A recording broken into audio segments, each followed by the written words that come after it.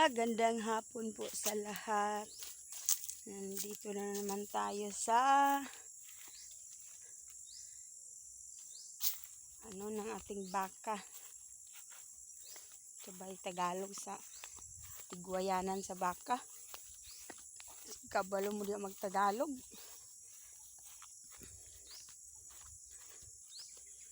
Kasi yung baka nalasing.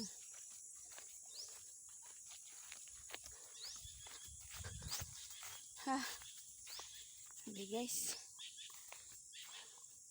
Ako guys, gikan pa ko sa Gayayan. Nag-overnight mi dito guys. Wala mi tulog pa. Tulog mi pila ka oras ra. 4 hours naman siguro mo katulog guys. Biyahe na po. Taglakaw-lakaw guys. Tay income na ni guys. Taon man guys, nga di pa masadta ka duty guys. Kay ubo pa magita guys. Baka niya itong ubo. Ag-uban na baka ni sa tabon. Hindi man nagkawala.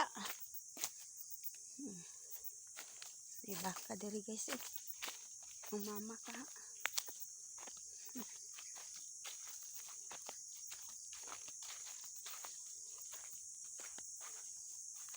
Ang baka guys eh.